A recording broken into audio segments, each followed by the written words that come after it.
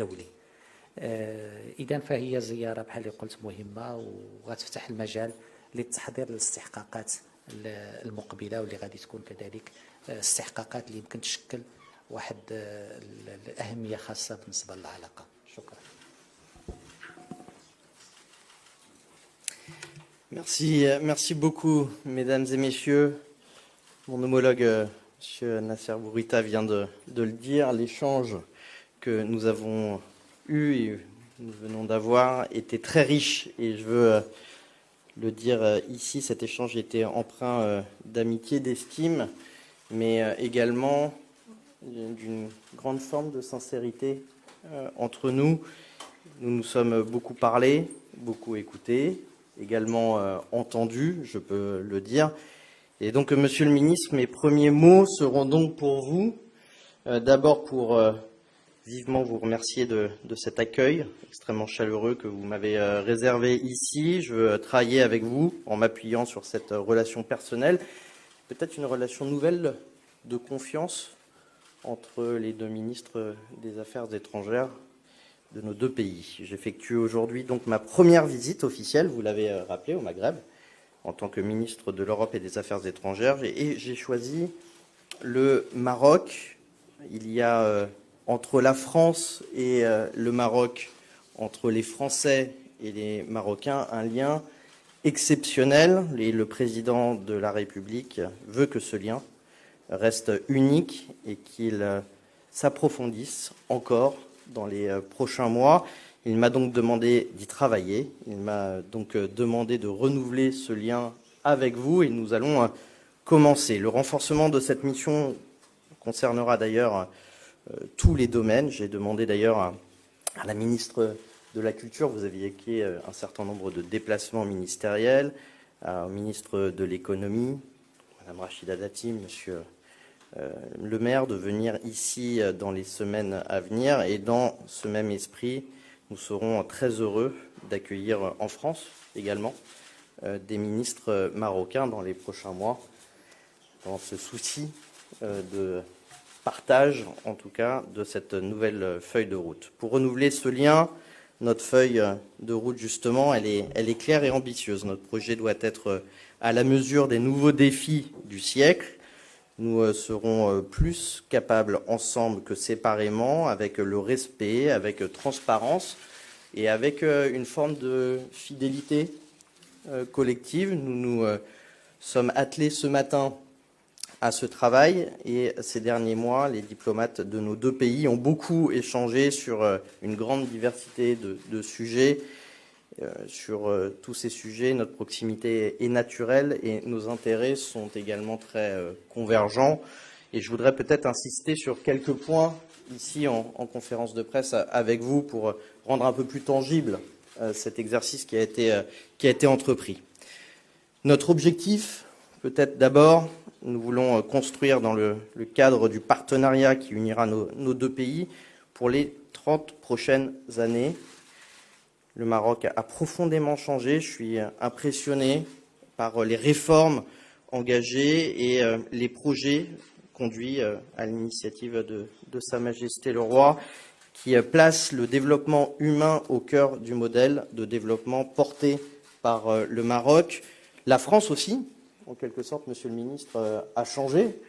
Et nous devons regarder nos défis avec beaucoup de lucidité. Nous devons reprendre et répondre aux attentes de notre jeunesse, qui est un point peut-être de convergence entre nous, transformer notre économie pour la tourner absolument vers l'avenir, dans un monde qui change vite et un monde de plus en plus violent. Vous avez évoqué un certain nombre de crises, et les défis sont immenses, qu'ils soient d'ailleurs technologiques, environnementaux ou même sécuritaires pour nos deux pays. Nous aborderons ces réalités avec ambition et notre source sera ce lien ancien, exceptionnel, singulier. Il nous a permis de traverser déjà tant de défis hier et aujourd'hui. Alors notre partenariat sera un partenariat d'avant-garde pour demain avec le Maroc dans le domaine des énergies renouvelables, en matière de formation ou dans le développement de nouveaux écosystèmes industriels innovants et bien d'autres encore. Le Maroc peut compter sur la France pour défendre ses priorités nationales aujourd'hui, mais également demain. Et je veux ici aborder sans détour une question sur laquelle nous avons également abordé un certain nombre de points. Et cette question a particulièrement été à l'ordre du jour de nos conversations. Il s'agit de la question du Sahara. C'est un enjeu existentiel pour le Maroc, nous le savons. Un plan d'autonomie présenté par le Maroc est sur la table depuis 2007 maintenant. Monsieur le ministre, vous savez personnellement que depuis l'origine de ce plan, le Maroc peut compter sur le soutien clair et constant de la France à ce plan. Nous l'avons dit et je le redis aujourd'hui peut-être avec plus de force, il est désormais temps d'avancer et j'y veillerai personnellement. En matière de partenariat, la relation de l'Europe avec le Maroc est également stratégique et nous avons également abordé ce point-là. C'est une évidence parce que les échanges sont denses et dans tous les domaines, les échanges humains, académiques, commerciaux et industriels. Voilà, Monsieur le Ministre, vous l'avez dit, la France a été peut-être à l'initiative dans la conclusion de l'accord d'association euro-méditerranéen entre le Maroc et l'Union européenne et nous avons voulu soutenir à cette occasion le choix historique et je vais dire un choix visionnaire de votre pays à ce moment-là de s'arrimer à l'Europe. De même, la France continuera de se mobiliser pour préserver et approfondir ce partenariat. J'y veillerai également personnellement, fort de mon expérience aussi et de mon engagement, vous le savez, au niveau européen. Enfin, la France et le Maroc peuvent contribuer ensemble à la paix et à la sécurité. C'est d'autant plus précieux dans le monde actuel face aux crises multiples. Nous avons longuement abordé la question de la guerre en Ukraine et à Gaza. Sur ce dernier point, j'observe un certain nombre de convergences à la fois sur le contexte, l'état des lieux, mais également les possibles propositions. En tout cas, sur le terrain africain aussi, le rôle du Maroc est en faveur du développement et de la sécurité est remarquable et je tiens également à le saluer. Nous aborderons également au déjeuner un certain nombre de points sur ce sujet. Je veux redire que la France est disposée à travailler avec le Maroc dans ce sens. Dans le même esprit, nous pouvons porter ensemble des initiatives pour relever les défis globaux qui requiert des réponses collectives. Je pense notamment à la question de la transition climatique, la question, le partage des richesses, l'éducation, la sécurité alimentaire également est un point important, la santé, la lutte contre le terrorisme, les droits de l'homme. Et je tiens d'ailleurs à féliciter à cet égard le Maroc pour son élection récente à la présidence du Conseil des droits de l'homme. Et je dis, Monsieur le ministre, nous avions d'ailleurs soutenu la France cette candidature. C'est avec détermination, enthousiasme, avec mon profond respect et toute mon amitié pour le Maroc et les Marocains que je veux travailler avec vous, Monsieur le ministre cher Nasser, pour refonder le partenariat stratégique franco-marocain, pour apporter également des réponses aux défis que nous avons à relever aujourd'hui et demain, pour nos deux pays, bien sûr, je pense, dans l'intérêt général de nos deux pays, mais au-delà, en Méditerranée, pour le continent africain et vu l'état du monde, probablement pour le monde. Voilà, Monsieur le ministre, cher Nasser, l'idée d'ouvrir ensemble cette nouvelle page me réjouit. Je m'engagerai avec toute mon énergie. Merci à nouveau, en tout cas, pour l'accueil chaleureux de ce matin et je vous attends également très vite à Paris. Merci. Merci.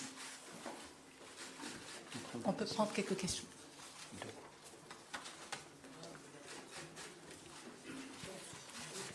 Bonjour, Delphine Touitou de l'AFP. Merci de prendre ma question. Je voudrais revenir sur le Sahara occidental. Vous avez dit que vous avez évoqué longuement cette question. Vous avez rappelé la position de la France et du soutien clair et constant de la France au plan d'autonomie. Et vous avez également évoqué le fait que vous souhaitiez avancer. Concrètement, qu'est-ce que ça veut dire? Est-ce que la France est prête à faire un geste en ce sens? Et quel geste cela pourrait prendre, quelle forme cela pourrait prendre cette avancée sur ce dossier? Merci de votre question. Ça me permet comme ça de préciser. On prend les deux questions. On prend les deux questions. Ouais, comme Très ça, bien. Une deuxième question. Comme ça, on sait à quoi. Parfait.